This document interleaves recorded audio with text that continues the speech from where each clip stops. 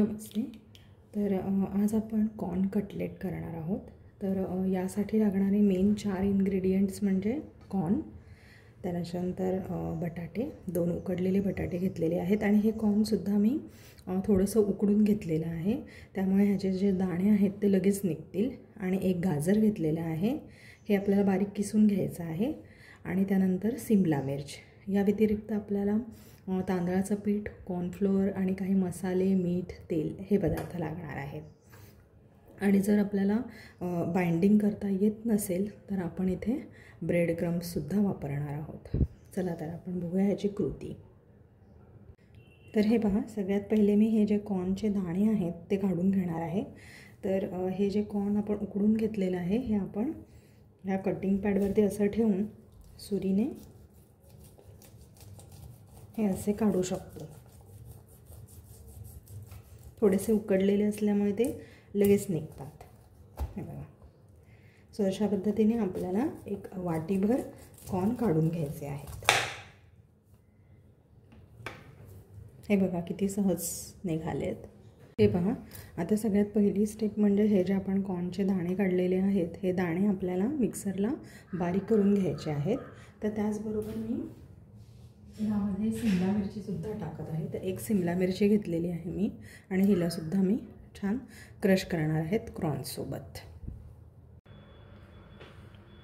हे बघा, मी इथे कॉर्न आणि सिमला मिरचीची पेस्ट, त्याचप्रमाणे किसलेलं गाजर आणि 2 उकडलेले बटाटे आता इथे घेतलेले आहेत। त्याचप्रमाणे आता आपण ह्यामध्ये काही मसाले आणि मीठ ॲड करूया। तर मी इथे 1 चमचा, मोठा चमचा इथे मीठ घेतलेला आहे।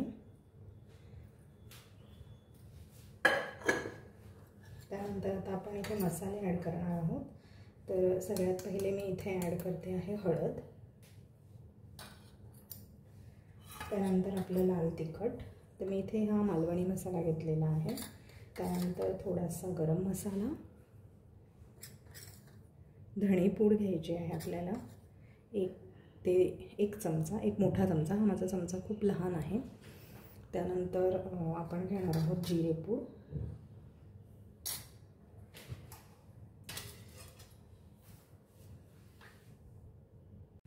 त्याचप्रमाणे ह्या पॅटीसना किंवा कटलेटना थोडा कुरकुरीतपणा यावा म्हणून मी इथे फक्त 1 चमचा तांदळाचं पीठ घालत आहे।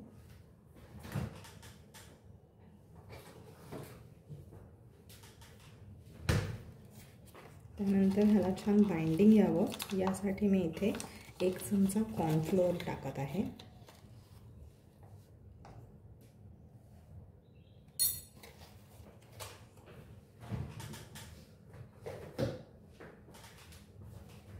आता हे सगळं आपल्याला मिक्स करून घ्यायचं आहे आणि आपल्याला जेवढं लागेल म्हणजे बाइंड करता येईल त्या दृष्टीने आपल्याला ह्यामध्ये आपलं जे ब्रेड क्रम्स आहेत ना ते ॲड करायचे आहेत। आता सध्या मी थोडेच ॲड करते आहे आणि त्यानंतर आपण हे मिक्स करून बघूया बाइंड होतं आहे का।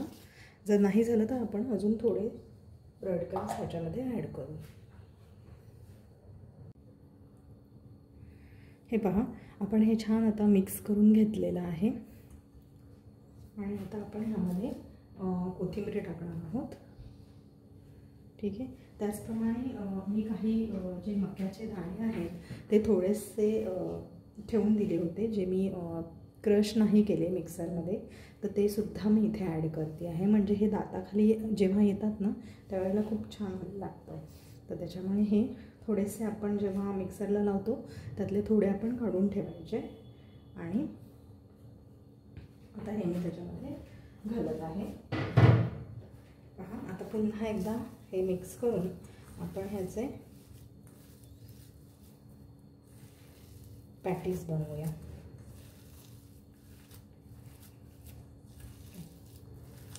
तर कोथिंबीरने पण खूप छान चव येते ह्याला, त्यामुळे आपण कोथिंबीरसुद्धा यामध्ये ॲड केलेली आहे।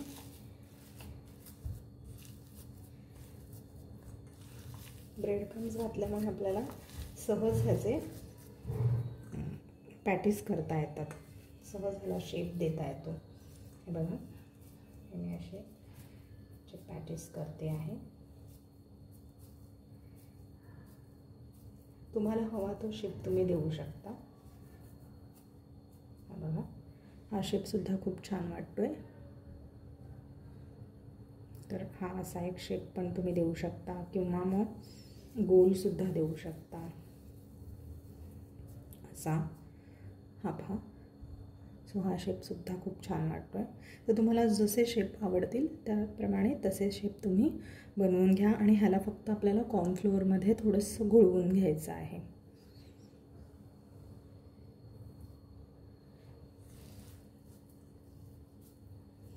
तुम्हाला जर हार्ट शेप आवडत असेल तर तुम्ही हार्ट शेपसुद्धा देऊ शकता. हा बघा, हा एक शेप मी बनवते.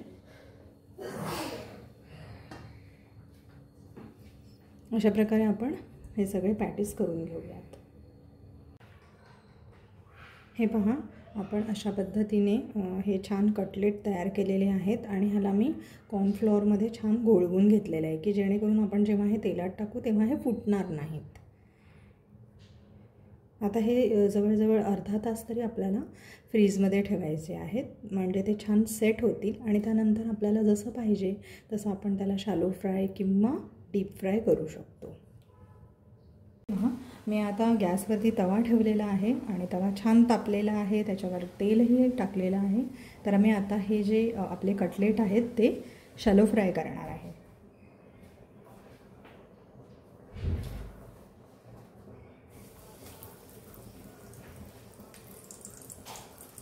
तर हे छान दोन्ही साईडने गोल्डन ब्राऊन होईपर्यंत आपल्याला फ्राय करायचे आहे.